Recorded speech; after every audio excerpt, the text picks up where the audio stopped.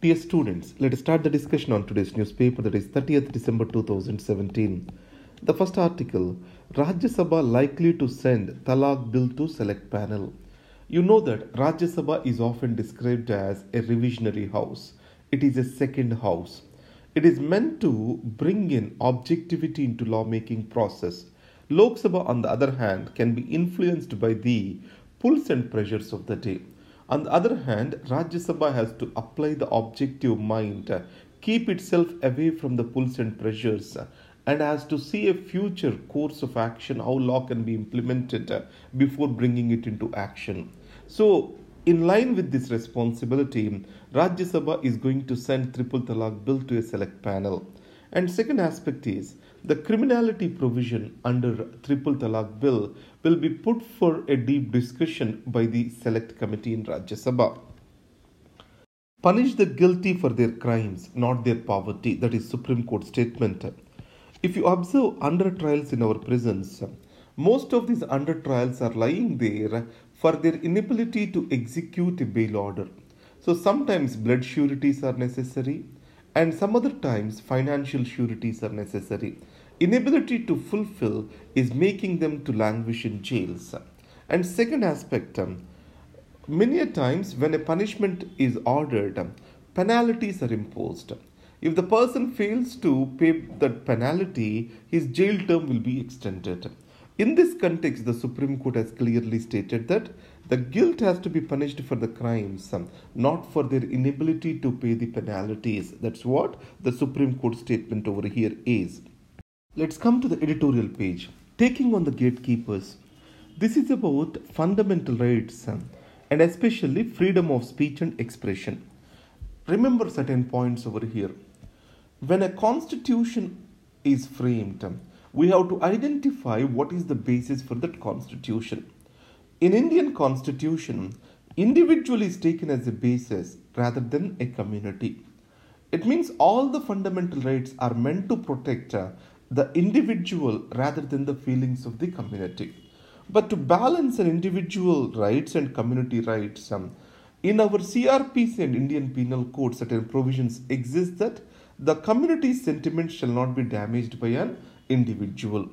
Added to that, reasonable restrictions are also imposed on the fundamental rights of the citizens to protect the morality and also communal peace in the country.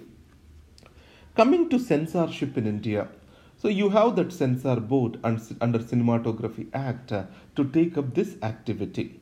So recently a new trend has started in India, that is, any artistic expression is subjected to community scrutiny and their hurt feelings. Recent Padmavati movie is a typical example. So artistic freedoms and their expression is part of freedom of speech and expression. So the Cinematography Act gives the necessary authority to censor board to watch and to certify the movie. But recently, the hurt sentiments of the communities have led to warnings to the particular movie makers. In this context, how the courts and censor board have reacted, they have constituted a committee consisting of the members of particular community whose feelings got hurt to watch and screen the film. Here there is a natural conflict of interest, one thing. And second thing is violation of the rights of the artist whose voice and whose thoughts are being expressed through the medium of cinema. And it is also violation of the rights of the movie goers for the reason that they have to decide the fate of the movie rather than the community gatekeepers.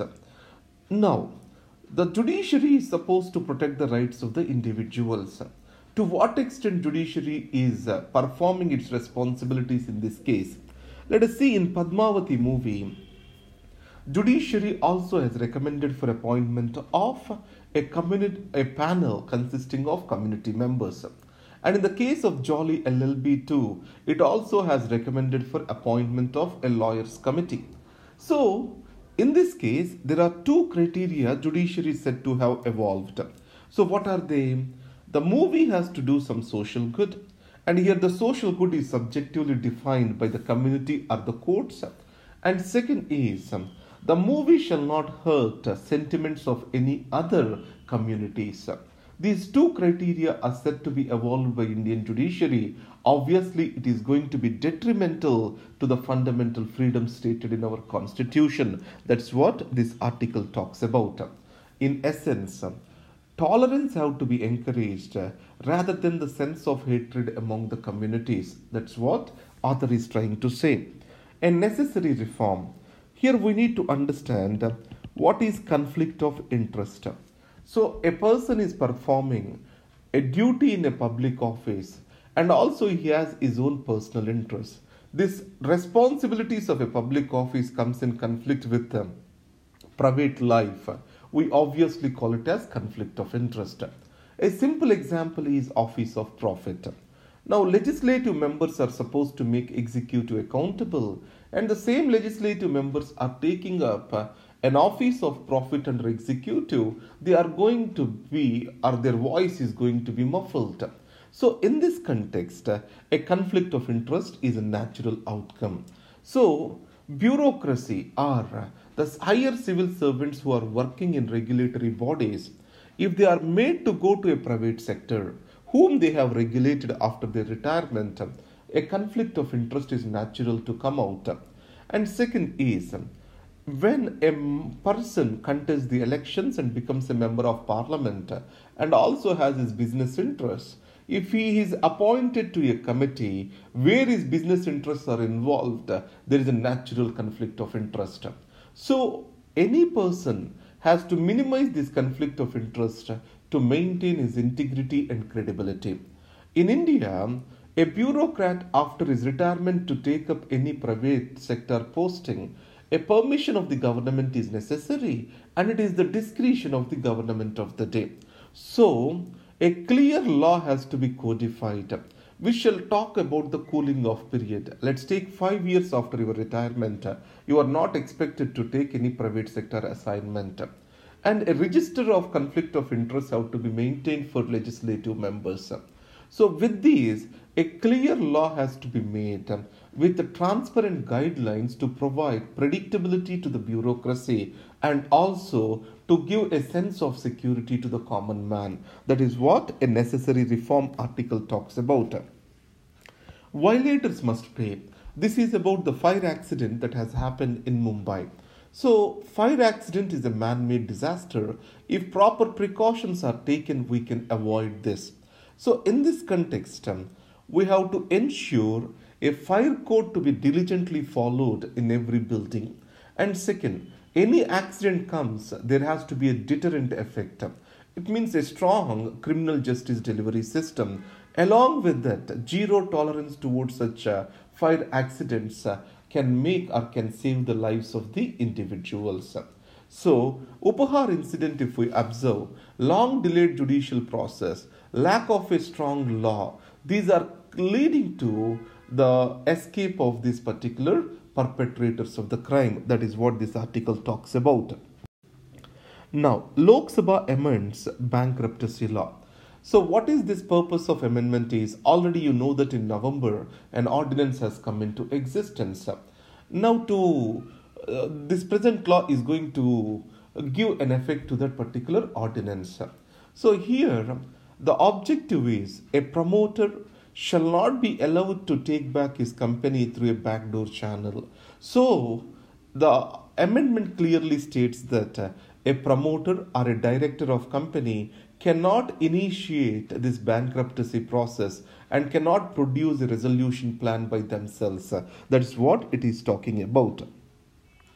And then 2 crore and ticking, Assam registry, a work in progress. To understand this article, we need to understand Assam Accord, which is signed between Rajiv Gandhi government, Assam government and All Assam Students Union in 1985 on August 15, that is Independence Day. According to this, the people who have entered into Assam after March 25th, 1971 has to be identified and deported. So for this, the Supreme Court has ordered to develop a citizen registry in Assam. So every person who claims himself to be an Indian citizen has to apply to that particular registrar. our Registrar General maintains the Citizen Registry shall apply to him, and that documents will be verified to claim him as an Indian citizen. This exercise is being taken up in Assam for the last 12 years. So the first draft of this registry is going to be published by the Registrar General tomorrow. That is what this article is about. And then India yet to find reason for darkening of Siang. Siang is one of the tributary of Brahmaputra. Now there is huge siltation and change in color of the flow of river in Arunachal Pradesh identified recently. India suspects it due to some industrial pollution originated in China. But China claims it due to earthquake in Tibet. So the matter is discussed at the special representative talks between India and China, and we have to find a reason for this attack. And in the last page, I gave you the notes which will be available to you at laix.in/civilsprep. Thank you very much and all the best.